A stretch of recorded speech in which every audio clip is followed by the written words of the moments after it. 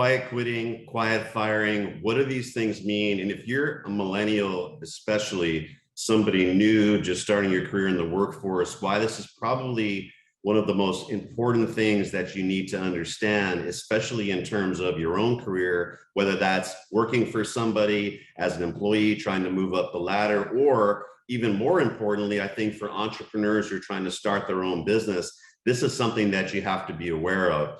So quiet quitting, quiet firing, why am I talking about this? Why did Fox call me up this morning and say, Rob, we know you work with entrepreneurs. We know you help people build and scale businesses. Can you please come on and talk about this concept?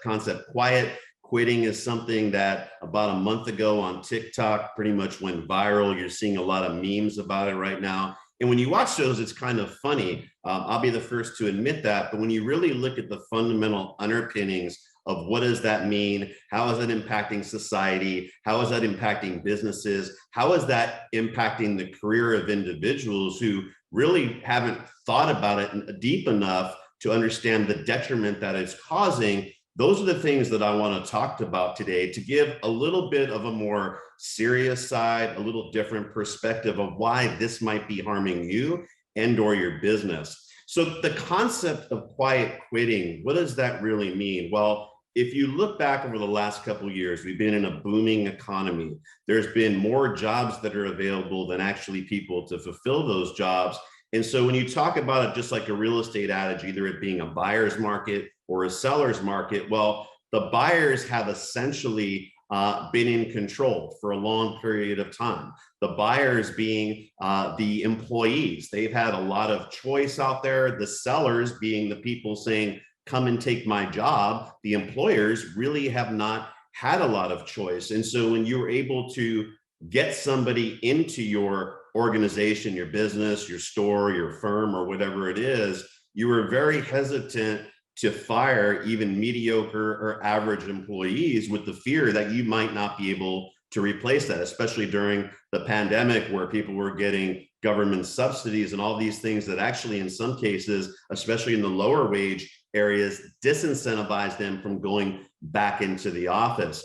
And so what happened is the idea of quiet quitting is people just showing up, collecting their full wage, but doing the bare minimum, showing up, maybe clocking in, productivity, maybe half of what it was that they were doing before, not helping people out, not bringing new ideas, not bringing new value to the workforce, essentially quitting without doing it because they're figuring, well, if I could show up and do the bare minimum, or better yet, hide at home, log in every once in a while and still collect my full paycheck, well, that's a huge benefit. And so we saw that happen in spades. But now what we're hearing, what I came on to talk about in Fox today, is you're actually hearing quiet firing. So as that pendulum shifts and some of that power now, as we enter into a recession, goes back to the employer, and they're starting to ask people to come back into the workforce, into the offices. They're starting to ask a little bit more of people than they saw before. They're realizing that there's some people that just aren't doing that. And so instead of,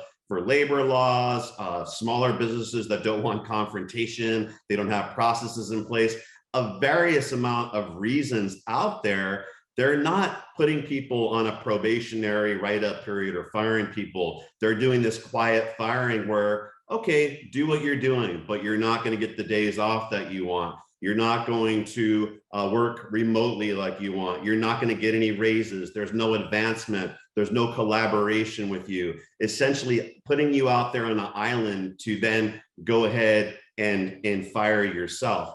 And so all of these things are a tremendous problem, especially with where the economy is going in the future, especially something I talk about and believe in wholeheartedly, this becoming an entrepreneurial economy. So I spend a lot of my time helping businesses grow, scale, exit, anything from venture firms where you're just starting out, pre-revenue, to companies that are doing millions of dollars a year in revenue, all of them wanting to grow. And so what do you think the biggest challenge is for all these people? What's the biggest hurdle that they have to overcome in order to achieve a certain level of success?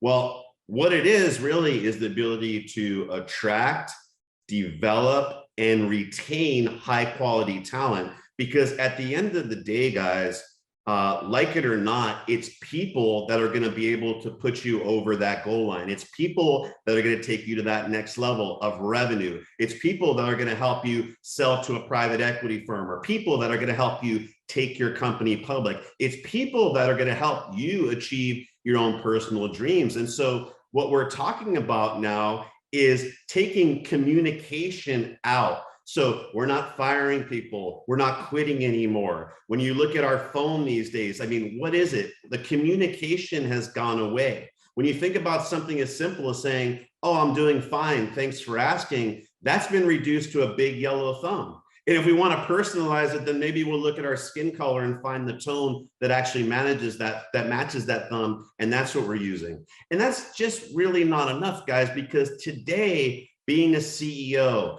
being a manager is the ability to lead. It's ability to be able to articulate a vision. And what do these things come down to are clear communication skills, right? So if you're an employer, right, shouldn't you just be developing a clear and transparent roadmap for people to be able to achieve their goals? Shouldn't you have KPIs in place so they know themselves whether or not they're exceeding or meeting their goals, or they're not meeting their goals? What I find is when you are fully transparent, when you communicate with people, when you invest in building relationships with your employer, with your employees, good things start to happen.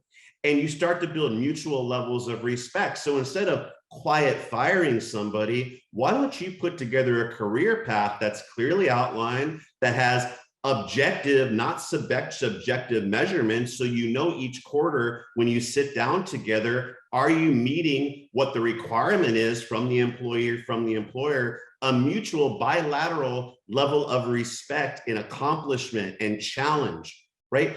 Not isolating somebody, because when you do that, I can tell you from delivering this type of strategy to numerous businesses, people that are not meeting their own expectation, nobody wants to continually lose. So if you put them in a situation where because of their own merit, they're not succeeding, you will see that they will leave the job.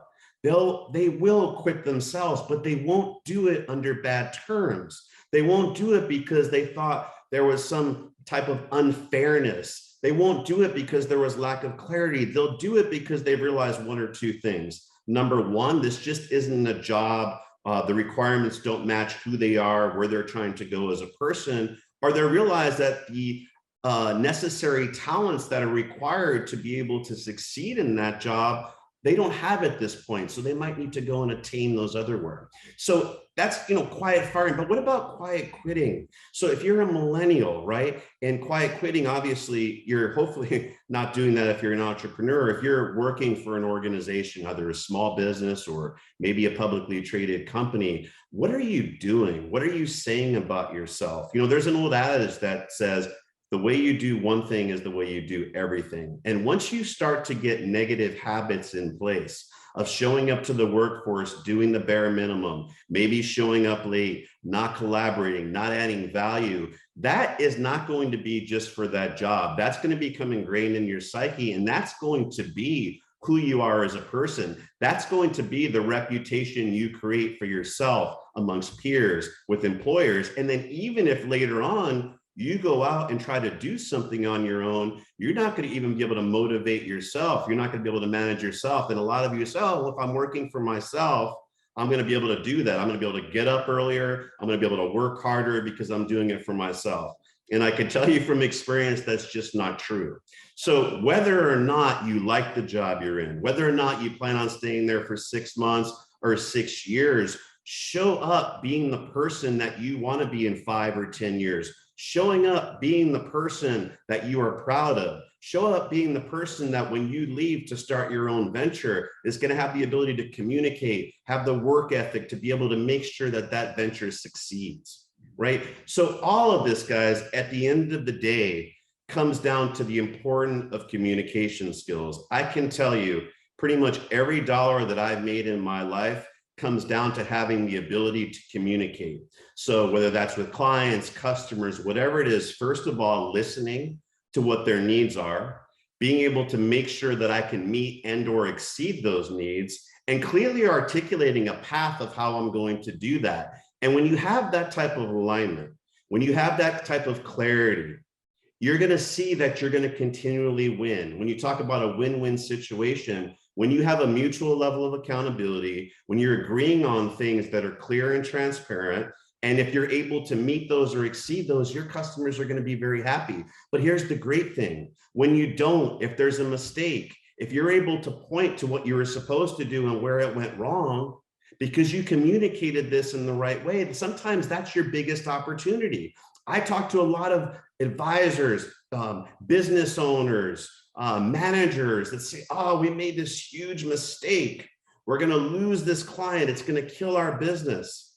And that's the way that their mindset is. That's because they're not communicating properly. The way I look at mistakes are as an opportunity. How many of you have been in a long-term business arrangement with anything from a consultant to a telecommunications company, to a utility company, to an auto detail or whatever it is that has never made a mistake?